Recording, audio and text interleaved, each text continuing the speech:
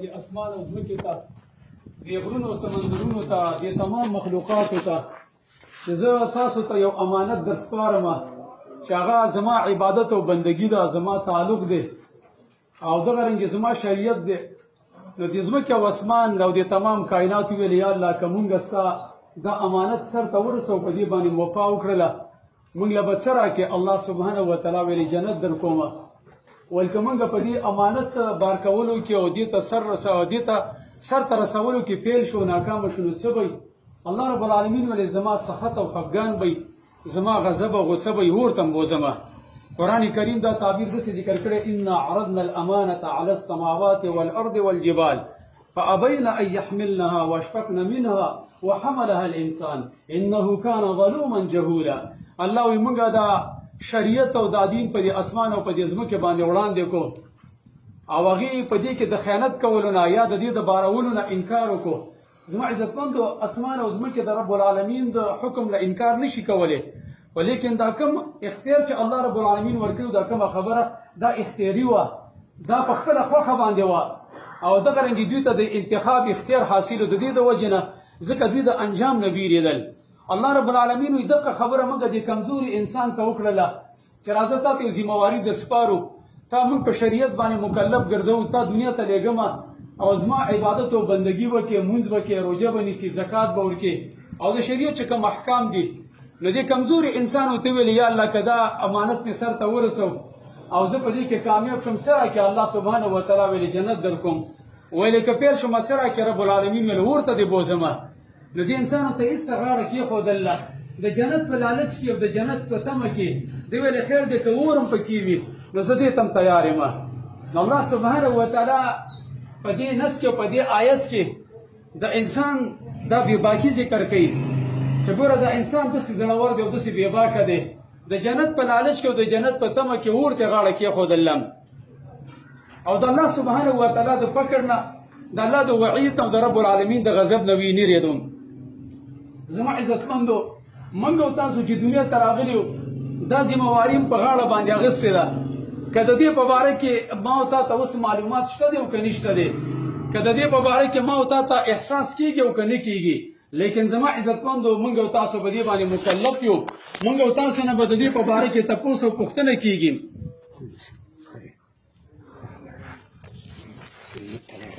موږ او تاسو نه به د دې په باره کې تپوس او پوښتنه کېږي چې دنیا ته م لېږلي وای، تاسو موږ په یو امانت باندې مسؤل او ذمهوار ګرځولي وای، په هغې کې تاسو څومره وفا کړې ده. نو زما عزتمندو زموږ او ستاسو د ژوند اصل مقصد هغه د الله رب العالمین پہچان او د الله سبحانه وتعالی پېژنګلو ده. وما خلقت الجن والانس الا لیعبدون. الله وایي ما د انسانان او پیران د خپل عبادت او بندګۍ دپاره پیدا کړي. د دې وجې نه زما عزتمندو په کوم ځای کې چې موږ او تاسو زندګي تېروو هغه ماحول، هغه علاقه، هغه خطه، هغه ژوند چې دی هغه مقصود نه دی بلکې کیفیت مقصود دی. الله سبحانه وتعالی د نوح علیه السلام د زوی واقع ذکر کړې ده چې کله طوفان راغلی په تمامه دنیا باندې بنا په یو قول باندې او الله سبحانه وتعالی د دې قوم د هلاکت او د تباهۍ اراده وکړله. نو نوح علیه السلام خپل زوی ته دعوت ورکړو چې راځه زما سره په دې کښتۍ کې سور شه. هغه څه ویلې سآوي الی جبل یعصمني من الماء. نه نه زه چې کوم دی زه به غر ته منډه ووهمه، زه به غر ته پناهي حاصله کړم، ما به د اوبو نه بچ کړي. زما عزتمندو د دې آیت په نص کې او د دې په تفسیر کې اهل علمو یو فایده ذکر کړې، هغه دا ده چې والذي تربي فی بیت نبی، هغه انسان چې د هغه تربیت او د هغه پرورش او پالنه هغه د نبي په کور کې شوې وه، لیکن زما عزتمندو په وخت د امتحان کې هغه ایسته پیل شوم، هغه مخلوق ته متوجه شوم، نو په اوبو باندې او سمندر باندې او په دغه طوفان باندې ایسته غرق شوم. واما الذي تربي في بيت فرعون، او هغه انسان چې د هغه تربیت او د هغه پرورش او پالنه د فرعون په کور کې شوې وه، زما عزتمندو د هغه په ضرب باندې او د هغه په وهلو باندې هغه سمندر هغه ودرېږي. له دې وجې نه مقصود زما عزتمندو هغه دا دی چې کیف تعیشو، ته څنګه زندګي تېرې د چا د حکمونو مطابق، د چا د آیین او د دستور مطابق. دې وجې نه زما عزتمندو دا تپوس به زموږ او ستاسو نه قبر کې کېږي من ربک، رب دې څوک و، مالک او متصرف. زما عزتمندو که زموږ او ستاسو د الله رب العالمین د ربوبیت صحیح عقیده او یقین راغلی والله العظیم قسم په الله که بیا سړی حرام وکړي که بیا سړی دو نمبري وکړي که سړی بیا سود وکړي دغه رنګې که د مسلمان مال وکړي د هغه سره دوکه وکړي او غش او ملاوټ وکړي کله وهاشه دا نشي کېدلی وایي زما عزتمندو خو ایمان چې کله کمزوري ایمان کله کمزوري زما عزتمندو بیا چې په جب کې پیسې نه وي دا مسلمان دا کلمه ګو مسلمان بیا غلا کوي دا بیا د مسلمان حق وخي دا بیا په مال باندې بل مسلمان وجني دا د خور او دغه رنګې د ترور او د نیا او د زنانو او د یتیمانانو د کونډو رونډو د هغې میراث او د هغې مال بیا خړب کوي دا وجه دا ده زما عزتمندو چې ایمان بیا کمزوري د دې وجې نه اصل شی اصل خبره هغه زموږ او ستاسو ایمان جوړول دي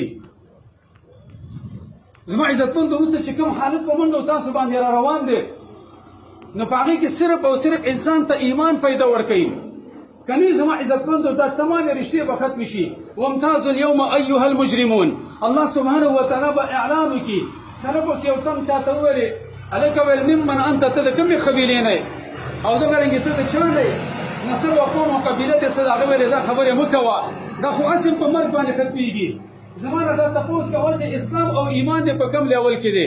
زما عزتمندو په دې وخت کې موږ او تاسو نه ایمان په معمولی خبرو باندې خرابېږي زما او ستا غم او هادي زما او ستا مړ او ژوندی زما او ستا صورت او سیرت زما او ستا انفرادي او اجتماعي زندگی زما او ستا د زنانو ژوند زما او ستا د ښځې او د لور ژوند زما او ستا د زوی او د بچي ژوند زما عزتمندو دا څنګه دی آیا دا د نبي صلی الله علیه وسلم د طریقې مطابق دی او که نه دی ابن الجوزي او عالم دی هغه د خپلې زمانې خبره کړې هغه وایي که چېرته زمونږ په زمانه کې یو صحابي را ژوندی کړی شي او هغه ته زمونږ معاشره وښودلی شي نو هغه به زمونږ د فاسقانو د فاجرانو په باره کې دا ګمان وکړي چې هلکه دا خو مسلمانان نه دي او موږ کې چې کوم خیار خلک دي غوره خلک دي د هغې په باره کې به دا ګمان راشي چې دا خو غټ فاسقان دي غټ فاجران او ګناهګاران دي زما عزتمندو هغه څو سوه کاله وړاندې د خپلې زمانې خبره کوي نو زمونږ او ستاسو به څه حال د دې وجې نه زما عزتمندو چې موږ او تاسو د خپل ایمان په باره کې سنجیده شوم دا خبرې زما عزتمندو مه کوه چې دې کا جایګه او کتلی کېږي به دا خبره ټیک ده زما عزتمندو چې الله سبحانه وتعالی رحم چې دی بې انتها دی د هغې څه حد نشته دی لیکن زما عزتمندو لاول خو سړی خپل ځان د الله سبحانه وتعالی د رحم قابل جوړ کړي بیا رب العالمین د رحم څه انتها نشته دی اهل علم ویلي دي حکماو دا خبره ذکر کړې ده وایي وینتهب ابن آدم 4 نهبات هر د ادم بچی چې دی په ده باندې 4 لوټ مار اچولی شي په ده باندې 4 اټیکونه کېږي وینتهب ملک الموت روحه لاول اټیک په ده باندې ملک الموت کوي د مرګ فرشته هغه تېنه دا روح ایسته چین کړي هغه تېنه دا روح وباسي زما عزتمندو دا روح په انسان کې یو ناشنا څیز دی انسان ته چې نشاط او تازګي ورکړې هغه دې روح له ورکړې اټیک په ده باندې د مرګ فرشته کوي او زما عزتمندو هغه تېنه روح قبض کوي یو روایت کې راغلی دی یو اثر کې امام قرطبي دا اثر راوړی دی هغه وایي وما من بیت الا وملک الموت یقف على بابه في كل يوم 5 مرات یوه ورځ نه وي مګر هره ورځ د مرګ فرشته ملک الموت د هر کور په دروازه باندې 5 کرتې د هغه وقوف او د هغه ودرېدل کېږي او هر یو کور باندې روزانه هغه 5 کرتې ودرېږي نو فإذا وجد الإنسان کله چې یو انسان په داسې حالت کې ومومي فقد نفذ أكله وانقطع أجله دې ملک الموت ته پته چې کله ولګېږي چې د دې فلاني انسان د ده خوراک څښاک د ده کانا پینا د ده دانه د ده اوبه په دنیا کې د ده چې څومره زندګي وه هغه ټوله ختمه شوې ده نو فألقى عليه سکراته وصعوبته ومرارة موته نو دا ملک الموت په هغه باندې د مرګ هغه سختۍ د هغې هغه جټکې د هغې هغه شدت پرې راواچوي نو په یا لاهل البیت د زما عزتمندو د دې مرګ په وخت کې د کم کور والا چې دي زنانه او نارینه هغوی خپل مخونه وخي او بعضې په هغې کې خپل ویښتان هغه شوکوي ګریبانونه شلوي د دې میت په دې حالت باندې د زما عزتمندو دا ملک الموت دا ورته داسې خبره کوي چې فویلکم ففیما الجزع وفیما الفزع ای تاسو د پاره د هلاکت او تباهي وي تاسو د پاره د نقصان وي دا تاسو په سیجه کې چې کم دی فریاد کوئ دا ولې جزې پزې کوئ دی ویل چې قسم په الله ما اذهبت لاحد منکم رزقا ما په تاسو کې د یو تن رزق نه دی کم کړی ولا نقصت منکم لاحد عمره ما په تاسو کې د یو چا عمر نه دی کم کړی او زه خو داسې نه راځم تر دې پورې چې ما ته امر وشي ولا آتیته حتی امرتم او زه د چا روح نه قبض کوم حتی استامرتو تر دې پورې چې زه د اول کې د الله رب العالمین نه اجازه وغواړم او دا خبره یاد ساتئ وان لی فیکم عودا ثم عودا دا یو ځل نه زه به بیا بیا راځم تر څو پورې چې تاسو ژوندي یې او زه یم نو زما راتګ به په تاسو کې بار بار وي او داسې یو تن به دنه قبض کوم یو تن به دنه وفات کوم نبی صلی الله علیه وسلم فرمایي لو يسمعون كلامه که چېرته دا ژوندي خلک د هغه خبرې واوري ويرون مكانه دا غزيبيني چې دا ملک الموت دا ترمن ته څومره نږدې ده لذهلوا عن ميتهم ولبكوا على انفسهم بیا به دا خبرې نه کې بیا به په مړي باندې نه جاړې په خپل ځان باندې به جاړې د خپل ځان غم او فکر به در سره وي زما عزتمندو دا حالت په موږ او تاسو را روان دی شیخ الاسلام ابن قیم یو عالم دی هغه یو ناشنا خبره کړې ده هغه وایي زموږ د ژوندو انسانانو داسې مثال دی لکه د هغه یو قاضي راغوښتلی وي او دا خلکو ته بار په قطار کې ولاړ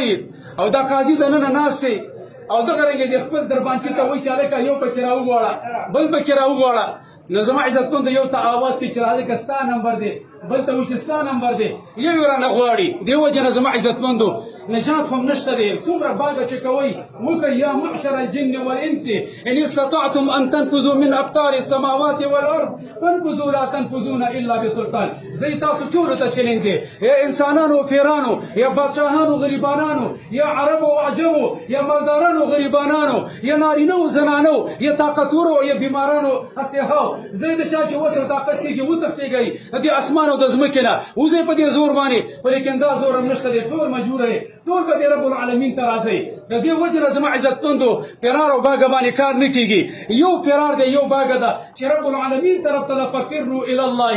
یو الله ته ور وتښتېږئ وهذه الايه تشير الى ان الانسان في ضيق وسجن دا خبره یاد ساته دا آیت دا ذهن سازي کوي د رب العالمین دا وینا زما عزتمندو موږ او تاسو ته دا خبره کوي چې ګوره دنیا کې ستاسو دپاره زندګي دا جیلخانه ده دنیا کې ستاسو زندګي لنډه تنګه ده دا چې کوم دی هېڅکله ښه کېږي نه زما عزتمندو الله سبحانه وتعالی پیدا کړې داسې ده چې دا خړه پړه په دې کې خوشحالي په دې کې راحت او سکون هغه نشته دی راحت او سکون زما عزتمندو صرف او صرف هغه په جنت کې د رب العالمین په تعلق کې دی سلف دا خبره ذکر کړې واتعجب ممن مؤمن بالله عز وجل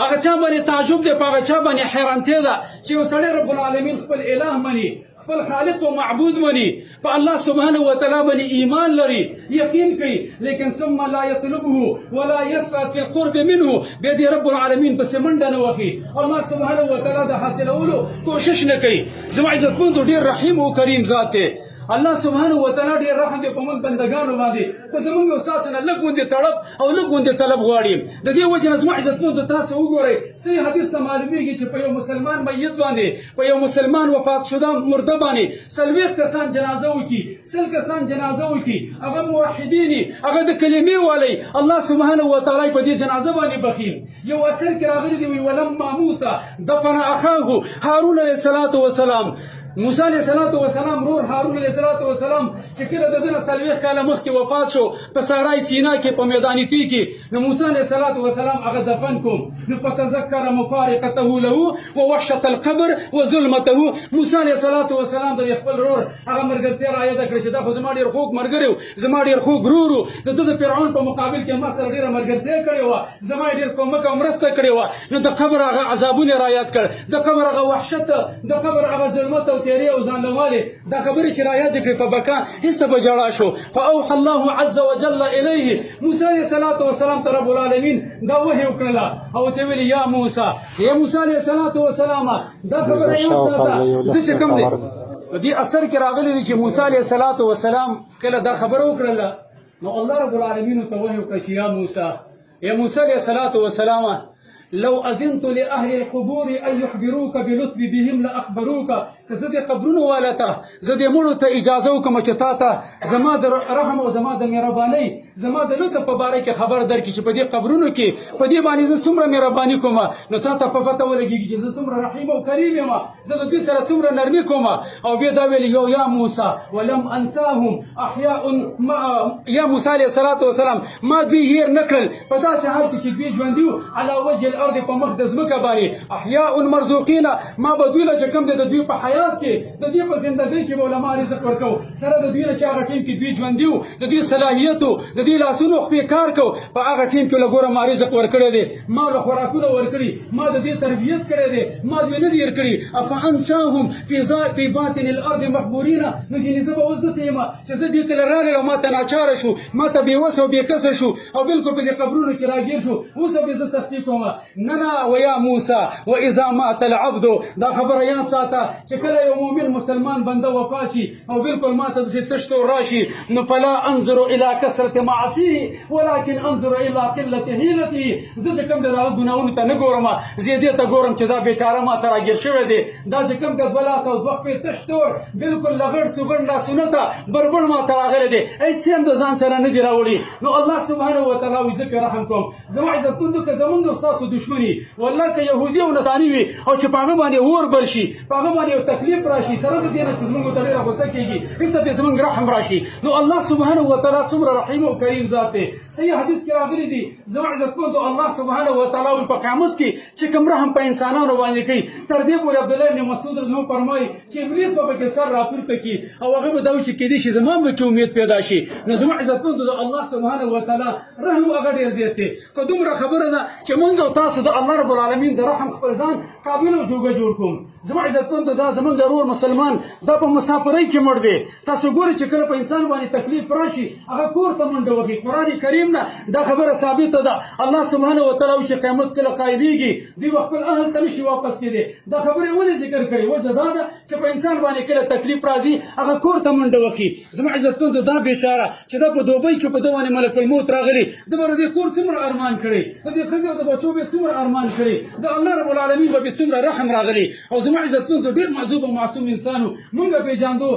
ذاتي تعلق مو سره دی زما عزتمندو چا چې په دې علاقه کې وخت تېر کړی دی د کردار او د اخلاق هغه ته معلوم دي د دې وجه نه اولنی اپیل زما دا دی چې مونږ او تاسو دومره تکلیف کړی دی د هغه صاحبونو او دغه کندارونه د دې جنازې دپاره راغلي وو زما عزتمندو جنازه په اخلاص باندې جنازه د زړه په درد باندې په یو اپیل باندې زما عزتمندو د رب العالمین ته سفارش دی د پسې د شپېته او یو کالو بل به ورسره وځي د دې انور نه یې پیدې اخیستي د دې ځمکې نه اخیستي خوراکونه یې کړي دي زندګي تېره کړې زما عزتمندو زمونږ په دې الیمزو کې مونږ پسې مختلف بیلونه دي د ګیس او د بجلۍ هغه راته زمونږ مشرانو ته حکومت نه پرېږدي وایي بجلي به هله درکوو چې راغ زاړه بیلونه هم نه راکړي نو زما عزتمندو حکومت درته بیل نه پرېږدي الله سبحانه وتعالی هم درته نه پرېږدي لتسألن یومئذ عن النعیم قسم دی چې د دې نعمتونو په باره کې به دنه تپوس او پوښتنه کېږي واتعجب ممن یؤمن بالحساب ثم لا يعمل زه تعجب کوم په هغه چا باندې چې یو سړی هغه ایمان لري په حساب باندې او بیا حلال مال جمع کوي د حلال او د حرامو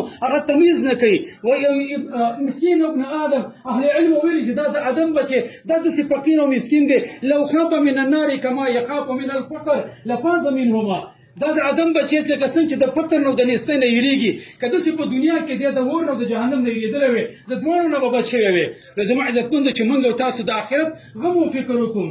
دا خبره یاد ساتئ زما عزتمندو اسلام ایمان چې دا صرف یوازې د بیانو خبره نه ده چې ګینې دا پلانې دي بیان مې کوي زه یې کومه زما عزتمندو بیانونه د علماو ته شوي دي خو لیکن عمل چې کوم دی هغه پکار دی چې په موږ او تاسو کې عملي زندګي راشي جنازه هم د سنت طریقې مطابق وشي په الحاح باندې وشي په درد او په فکر باندې زما عزتمندو زمونږ او ستاسو غم ښادي مړ ژوند دی زمونږ او ستاسو لباس او صورت او سیرت هغه د اسلام مطابق هغه جوړول پکار دي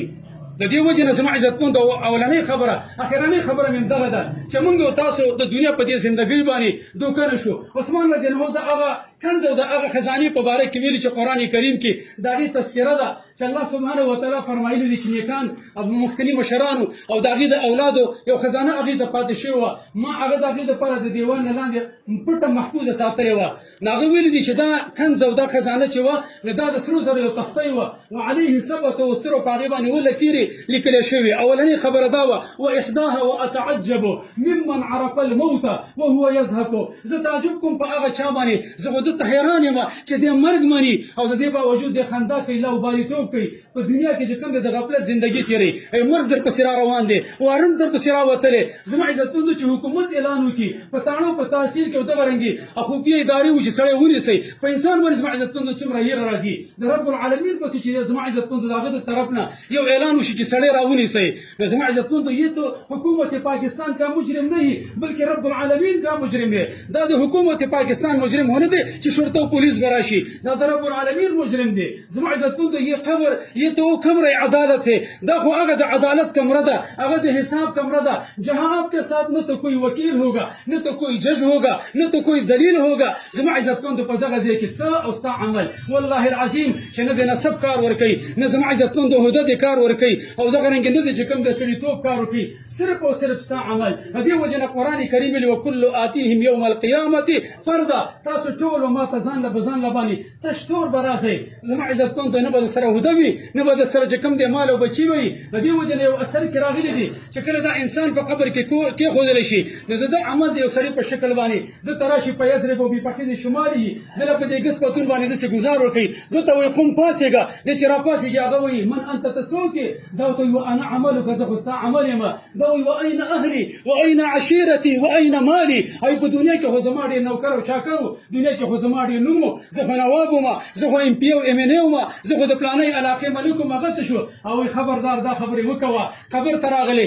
فلم يدخل معك غیر عملك صرف تاسو چې کوم د ستا عمل راغلی خپل عمل د لارې مل زما عزتمندو دې د وجې نه هر کې صرف او صرف د انسان عمل هغه به په کار باندې راځي عجیبه او ناشنا خبره دا ده زما عزتمندو قرآن کریم دا خبره ذکر کړې وان لیس للانسان الا ما سعى انسان به په خپل کوشش باندې خلاصېږي په خپل جد و جهد باندې په خپل خوارۍ او مجاهده باندې زما عزتمندو څومره چې د آخرت معامله سنجیده ده څومره چې د اعمالو قدر او قیمت دی هغه عمره زما عزتمندو موږ او تاسو د هغې په باره کې غیر سنجیده یو نن چې زما عزتمندو دا امت په کم ذلت کې مخامخ دی دا یهود او نصارا چې په موږ او تاسو باندې دا لوبې کوي او دا مسلمانان یې راګیر کړي قسم په الله زما عزتمندو دا زموږ او ستاسو د ایمان کمزورالی دی دا د ایمان ضعف دی وانتم الاعلون ان کنتم مؤمنین قرآن اټله فیصله کړې قرآن ختمي فیصله کړې قایمي او دایمي قانون دی تر د قیامته پورې دی د هرې زمانې د مسلمانانو سره دی شرط یې لګولی دی وانتم الاعلون ان کنتم مؤمنین که چېرې تاسو چې کوم دی واقعي تاسو کې صحیح ایمان وي